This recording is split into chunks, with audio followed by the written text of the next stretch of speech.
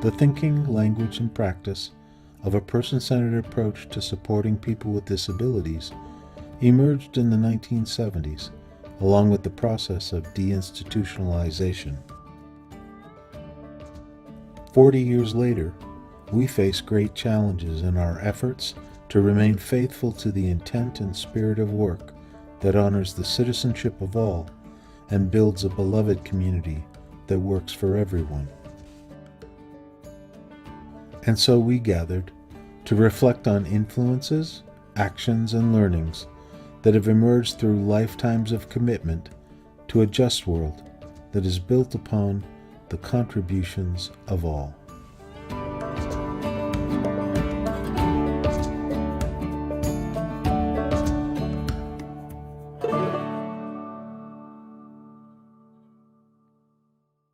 It's a real problem when you pull one of these things out and ignore the others. And the biggest place that I see that today is around the issue of choice, where there are lots of places where people say it should be the person's choice, but the person has no friends, they have no experience, they don't know anything other than what they have already. I think lots of times, particularly if people are asked, do you want to move from here to your own home, if people have never experienced that, they're afraid. And if they don't have any other experience, it's really not a choice.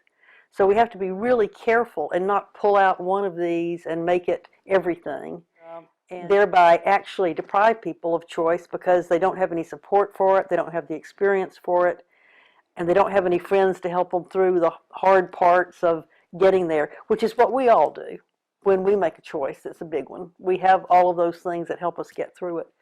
And I think that's one of the biggest misuses of choice that I see today. And I think that connects to this notion of being willing to recognize the imperfection of our own efforts. I wrote a paper a while ago, a long time ago now, called Embracing Ignorance, Error, and Fallibility, right? That sort of says we have to be willing to say, we just don't know how to do that yet. We just haven't figured that out for this person. Or we tried something and it didn't work.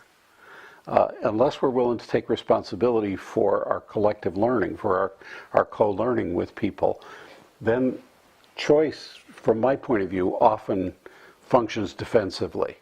Yeah, she does spend a great deal of time on the couch watching the TV, but she loves Jeopardy, and it's her choice. There's certainly a degree, as Connie said, to which that's true. But there's another dimension of it that says we may have an important responsibility too for trying to listen deeply enough to evoke what it is that matters enough to her to get off the couch. And if we don't see ourselves as in relationship and the consequences of our intention and our action in relationship, then choice becomes a defense, becomes a let-out, becomes a way for us not to see and not to say what's the case for this person. And that's, as Connie says, these things are all connected because that sets up a terrible temptation to grab people by the scruff of the neck and pull them off the couch, right?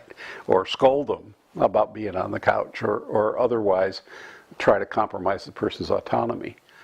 And the challenge and the power of work in support of a person who requires assistance and who is vulnerable is to work out how to balance so that we're not decreasing, we're not taking control of people in order for other good things to happen in their lives.